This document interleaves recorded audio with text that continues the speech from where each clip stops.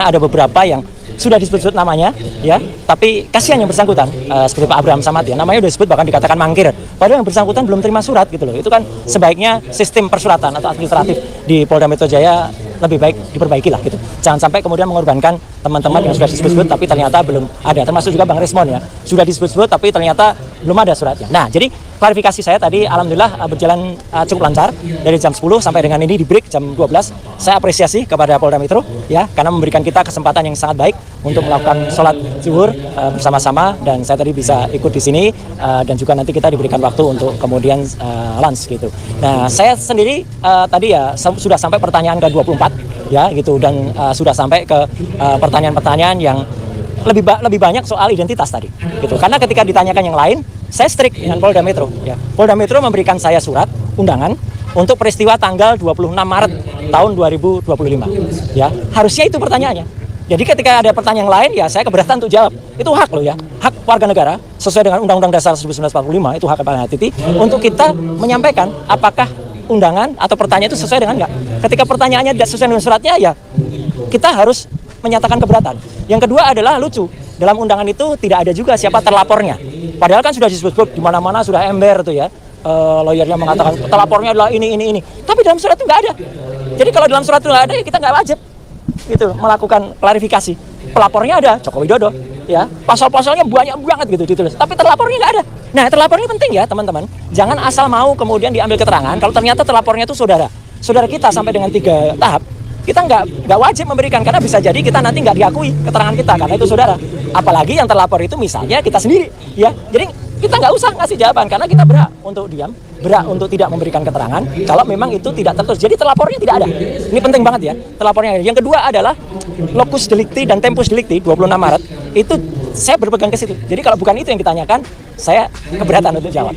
Kemudian satu lagi adalah barang buktinya. Itu disebut Undang-Undang Informasi Elektronik bla bla bla bla. Mohon maaf sekali lagi, saya ikut merumuskan Undang-Undang Informasi dan Transaksi Elektronik. Jangan sembarangan menggunakan pasal itu untuk mempidanakan orang.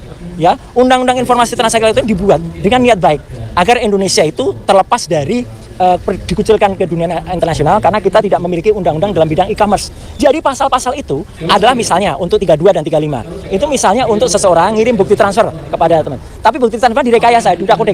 1 juta dijadikan 10 juta. Nah, itu yang dipidana. Ada orang misalnya, ya, posting ini ijazah asli gitu, ya.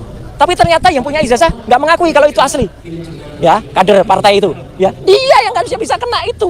Dia bisa kena 8 tahun atau 12 tahun. Sedangkan Dr. Resmon, Dr. Tifa, saya tidak melakukan apapun terhadap barang elektronik. Dan yang penting, barang elektroniknya nggak ada. Jadi dokumennya saya tadi tanya, mana dokumen yang dilaporkan? Nggak ada, Pak. Loh, kalau nggak ada ya gimana penyidik? Gitu loh. Kenapa nggak ada dokumen elektronik? Ini Undang-Undang Informasi dan Transaksi Elektronik. Pasal 5 ayat 1-nya harus ada dokumen elektronik.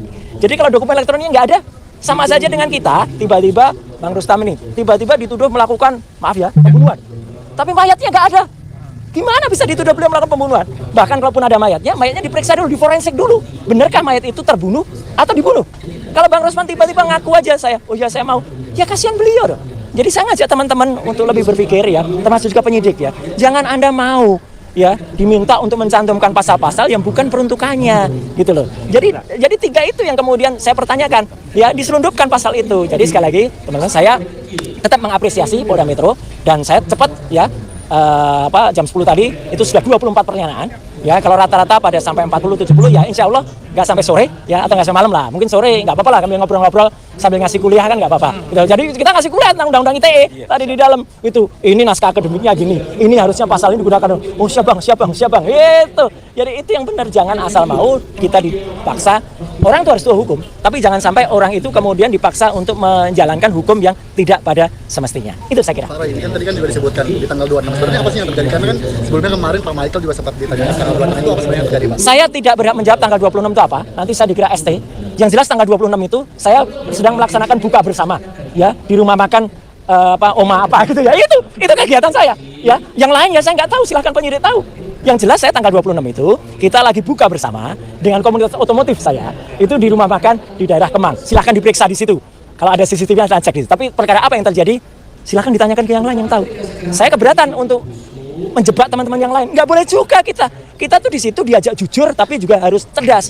Jangan kita jujur tapi malah nyeret-nyeret yang lain gitu loh ya. Jadi saya juga ajak jujur ke kepolisian ya, kalau pelapornya ada, terlapornya nggak ada, gimana ini laporan bisa gitu ya. Oke, saya kira itu ya Mas.